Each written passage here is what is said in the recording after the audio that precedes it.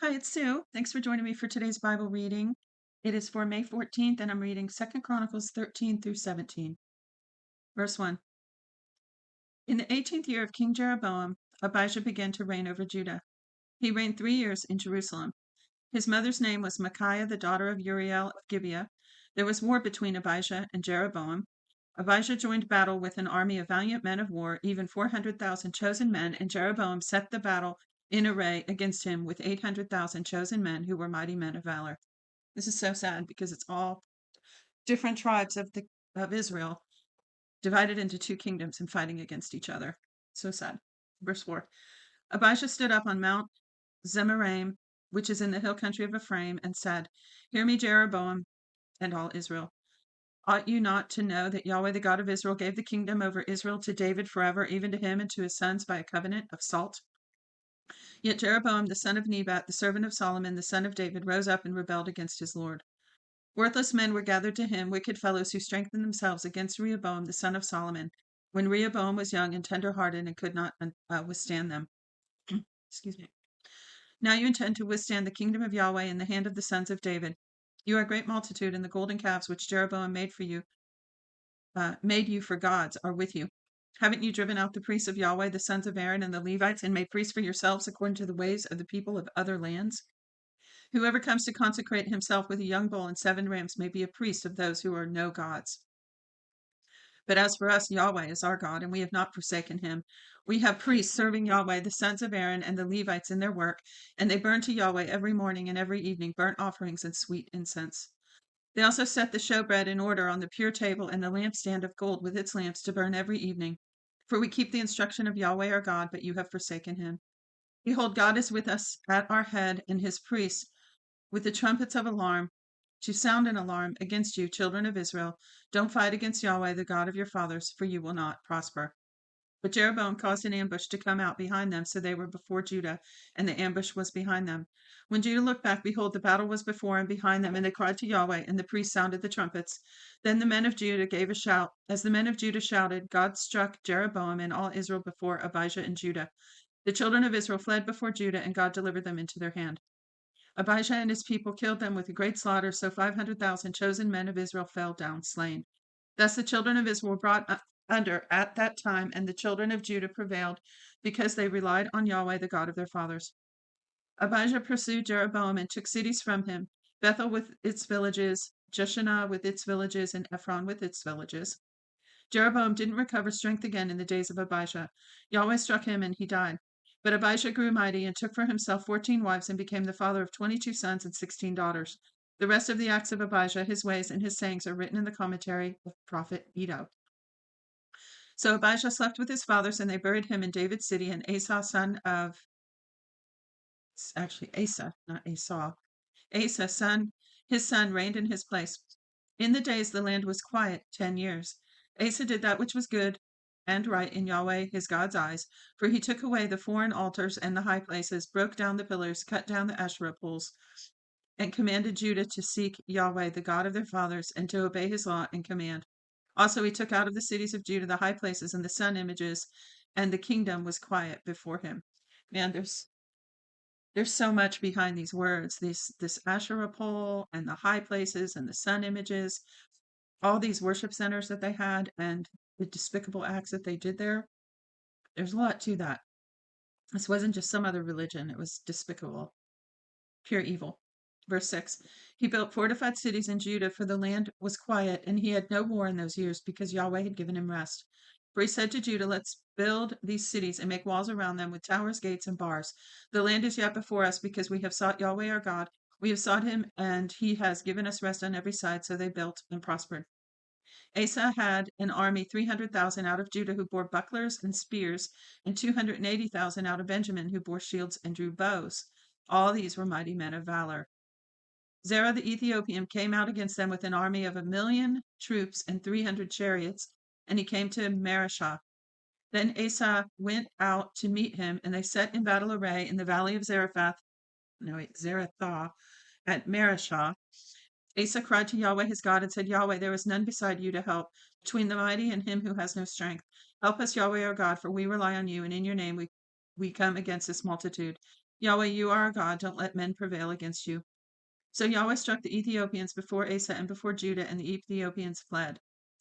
Asa and the people who were with him pursued them to Gerar, and so many of the Ethiopians fell that they could not recover themselves, for they were destroyed before Yahweh and before his army, and they carried away very much booty. They struck all the cities around Gerar, for the fear of Yahweh came on them, and they plundered all the cities, for there was much plunder in them.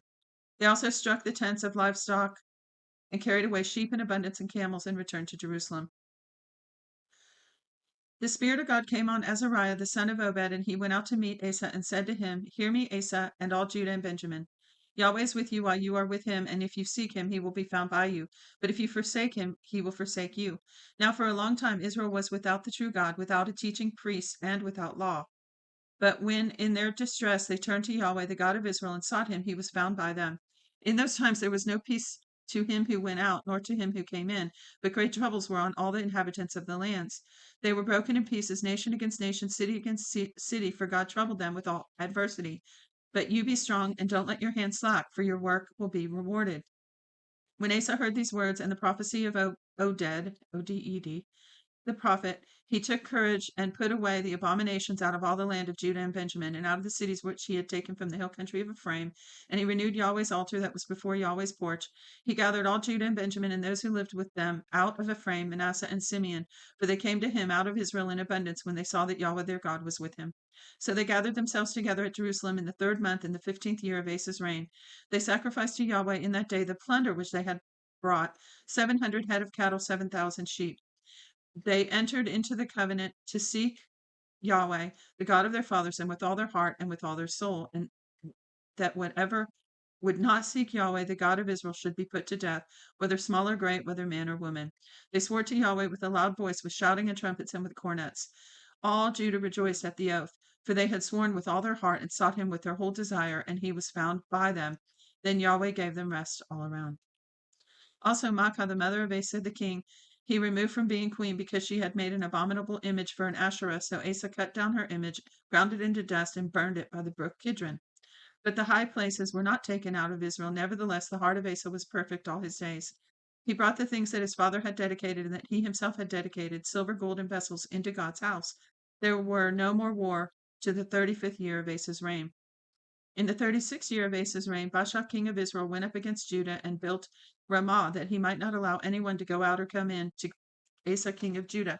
Then Asa brought out silver and gold of the treasures of Yahweh's house and of the king's house, and sent to Benhadad king of Syria, who lived in Damascus, saying, Let there be a treaty between me and you, as there was between my father and your father. Behold, I have sent you silver and gold. Go, break your treaty with Baasha king of Israel, that he may depart from me.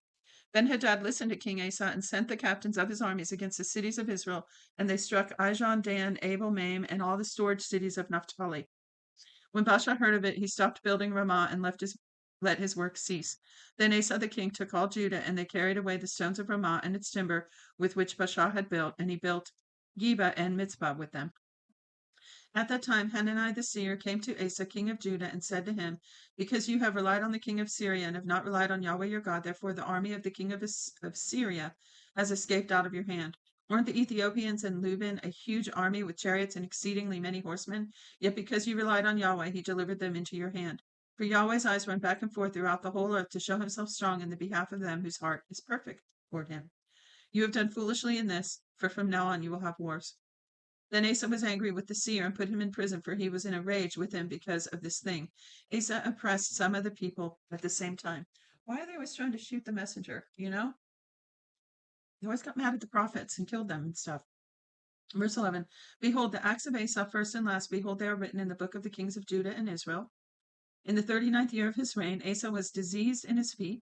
His disease was exceedingly great, yet in his disease he didn't seek Yahweh, but just physicians.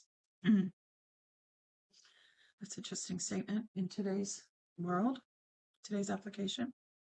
Asa slept with his fathers and died in the 41st year of his reign. They buried him in his own tomb, which he had dug out for himself in David's city, and laid him in the bed which was filled with sweet odors and various kinds of spices prepared by the perfumer's art, and they made a very great fire for him. Jehoshaphat his son reigned in his place and strengthened himself against Israel. He placed forces in all the fortified cities of Judah and set garrisons in the land of Judah and in the cities of Ephraim, which Asa his father had taken. Yahweh was with Jehoshaphat because he walked in the first ways of his father David, and didn't seek the Baals, but sought the God of his father, and walked in his commandments, and not in the ways of Israel. Therefore Yahweh established the kingdom in his hand. All Yahweh brought tribute to Jehoshaphat, and he had riches and honor in abundance. His heart was lifted up in the ways of Yahweh. Furthermore, he took away the high places and the Asherah poles out of Judah.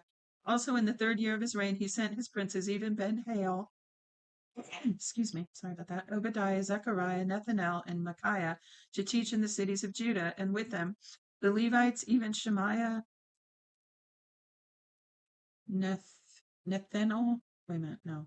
Yeah, Nethaniah, Zebediah, Asahel, Shemiramoth, Jehonathan, Adonijah, Tobijah, Tobadonijah, the Levites, and with them Elishama and Jehoram the priests. They taught in Judah, having the book of Yahweh's law with them. They went about throughout all the cities of Judah and taught among the people. The fear of Yahweh fell on all the kingdoms of the lands that were around Judah, so that they made no war against Jehoshaphat. See there? Everything goes much better when everybody hears and obeys God's word. But how are you going to obey it if you don't hear it, right? If you don't know it? That's why we're reading it, listening to it. So what an interesting progression. So they went around through all the cities of Judah, taught among the people, and the fear of Yahweh fell on the kingdoms of the lands that were around Judah. That's awesome. Verse 11. Some of the Philistines brought Jehoshaphat presents of silver for tribute. The Arabians also brought him flocks, 7,700 rams and 7,700 male goats. Jehoshaphat grew great exceedingly, and he built fortresses and store cities in Judah. He had many works in the cities of Judah, and men of war, mighty men of valor in Jerusalem. This was the numbering of them according to their fathers' houses. From Judah the captains of thousands, Adnah the captain, and with him 300,000 mighty men of valor. Next to him Jehohanan the captain, and with him 280,000, and next to him Amasiah the son of Zikri, who willingly offered himself to Yahweh, and with him 200,000 mighty men of valor. From Benjamin, Elida, a mighty man of valor, and with him 200,000 armed with bow and shield. And next to him Jehozabad, and with him 180,000 ready and prepared for war. These were those who waited on the king, in addition to those whom the king put in the fortified cities throughout all Judah. That's it for today. Not even 15 minutes. Thanks for joining me. You did good today, and I'll see you tomorrow. Till then.